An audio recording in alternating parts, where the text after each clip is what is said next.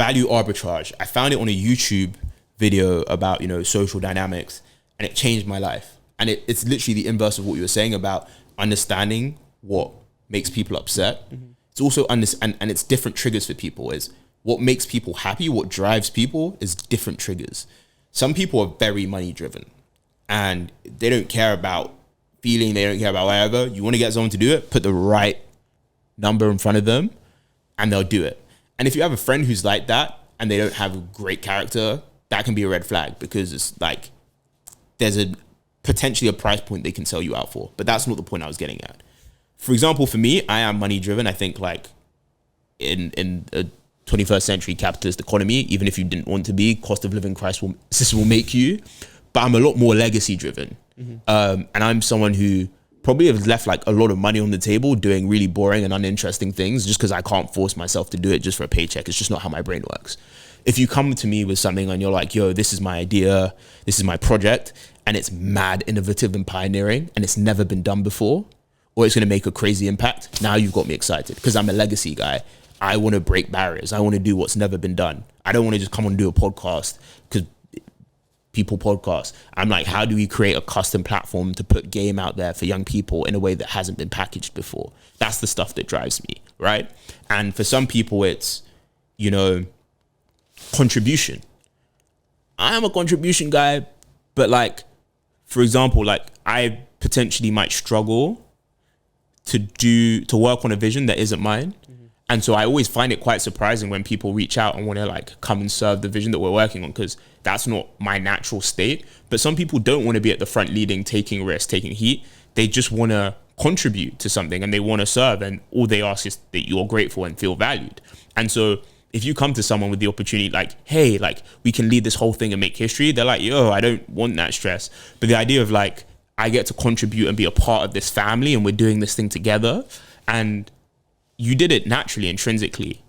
And you did like on this podcast, and you did the very first night we met at your house, which was, as I was talking, you brought up the entitlement thing and the ungratefulness thing. Yep. Because as I was talking about what frustrates me, that's what led you to pick up the point.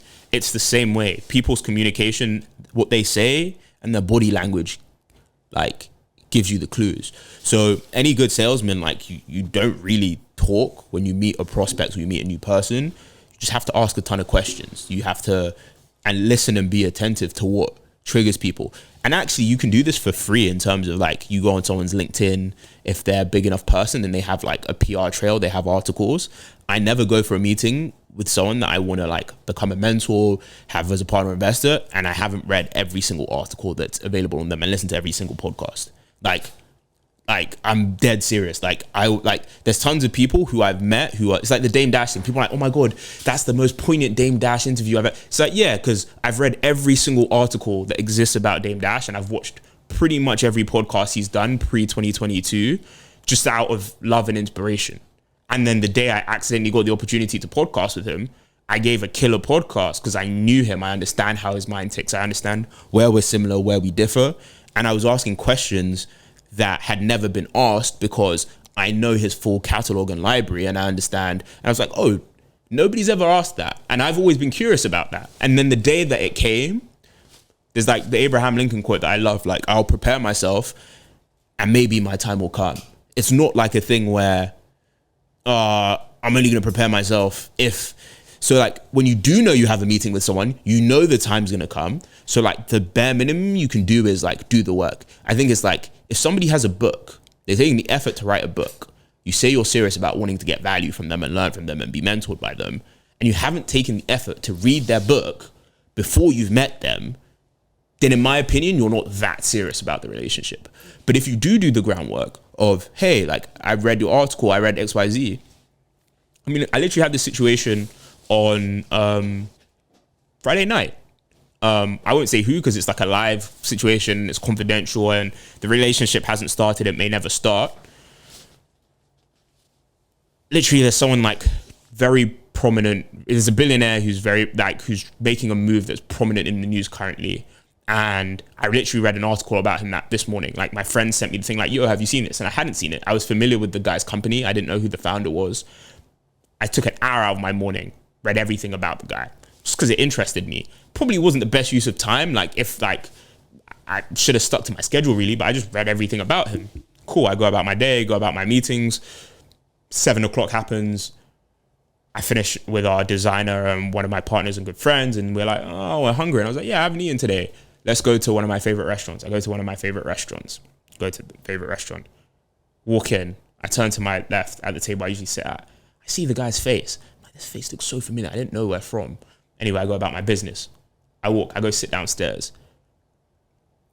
The restaurant staff, because I've spent a lot of time, a lot of money, and a lot of effort building relationships with them, is like, yo, see that guy upstairs? He's X guy.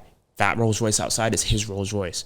I was like, yo, that's the guy I literally spent a whole hour this morning reading about. They're like, yo, like, we don't usually do this, but like, if you want to, you can buy him a round of drinks, give us your business card.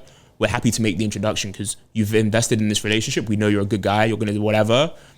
If you're keen to build a relationship, that opportunity, again, people think it's the moments, right? My dad always says it, like, success isn't instant, it's sudden. And there's a very big difference. Instant means it comes out of nowhere. Sudden means chip, chip, chip, chip. Literally like an axe with the tree. The tree falls suddenly. It wasn't instant. Same way in the relationship. If someone's like, oh, I just saw T in the royal box and Prince William and Princess Kate are there. Like, how the heck? It's like, well, I've been building a relationship with a member of the House of Lords for 5 years who's been building a relationship with the chairman of England Rugby for 10 or 15 or 20 years. And I happen to play rugby, and said member of the House of Lords knows that. And it's valuable for him to have an accomplished young man who also plays rugby at a relatively high level there to help him understand the game.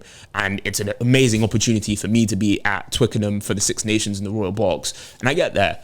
People see an Instagram post and it gets 1,000 likes and everybody's like, bro, you're sick. But it's like, no, that's 5 years of deep trusted relationship with one person.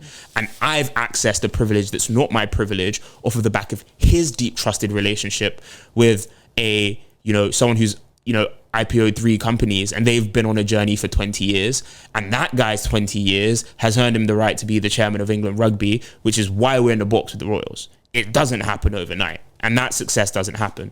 I'm not sure if we can even share this. I'm going to go, well, and this is another example. I've blocked off my whole afternoon tomorrow. The reason we can't be on the call is said member of the House of Lords. I'm going to go spend 7 hours with him tomorrow. Just first day of the week. But like, he reached out. He was like, T, are you free Monday the 13th? This is like 2 weeks ago. I said, yeah. He was like, keep your whole afternoon free. I don't know what he wants to talk about. I don't know what he wants to do, but there's certain relationships that are just so valuable. I've been in rooms with presidents in Norway and the, Crown Prince of Norway with him, not because I know anything or I deserve to be there, but we've built a deep trusted relationship. And a lot of these principles that I'm teaching about relationships, I learned from observing and shadowing him and knowing when to shut up and just watch him do what he does and etc. So, that's something that my dad has always taught me, is like, certain relationships how did he say it? Some are casual relationships and some are committed relationships. And if you're someone who like believes and understands like spiritual principles, some relationships are covenant relationships. Some relationships, like, your whole destiny depends on them. The choice of who you marry is one of them. The choice of who you go into business with is one of them. The people that you entrust your future with in terms of guidance is one of them.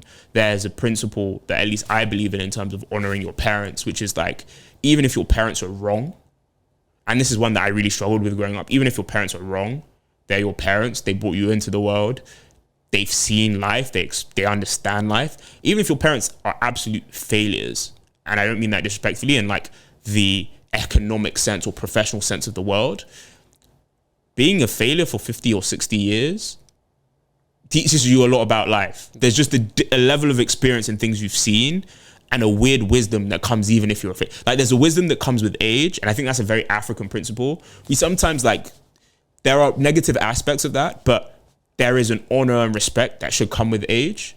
And I think that's something that, like, in developing parts of the world, I think we get really right. And I think growing up in the West, we kind of get very wrong. And so just in terms of that, like, I learned that principle from my dad in terms of, like, there are certain relationships you shouldn't play with. and you'll feel the difference when that person leaves your life. And I've seen that. Like, there are certain people that I didn't manage the relationship or invest with, and like, I can feel the difference. There are certain relationships that if I lost, my access to whole spheres of the world would change. There are certain geographies of the world that I wouldn't have access to. And so,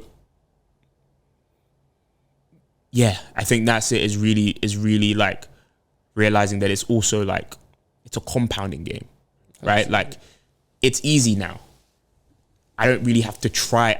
I actually have to proactively try to not have a social event on the weekend. I have to proactively try to keep my calendar free, because I remember when I had no mates and no social obligations and no invitations, and then you operate and move in the right way. And now it's like, oh, guys, like, so sorry. Like, I get invites from like birthday invites for like really intimate gatherings from people who I don't consider myself that close to. And it's kind of funny because it's like, oh shoot, like only 15 people are getting invited to your 25th. I personally don't consider us boys, but I love that you've invited me to this because I guess I've made an impact, or like you value my presence or whatever. And that's like cool to get that. And like oftentimes I'll decline just because, again, I also kind of want to level set the expectation on the relationship. Like, but like, it's better to have more than less. But again, that's taken years of considerate effort. And then you get to a point where it's like compounding, where as long as you don't, you manage yourself, your brand, your reputation, your name correctly, and there's no guarantee that I get this right for a lifetime. But I've seen my grandfather do it, and I've seen my parents do it, where each year it just builds, because, the network I have now is not the network I had last year. I didn't know you this time last year.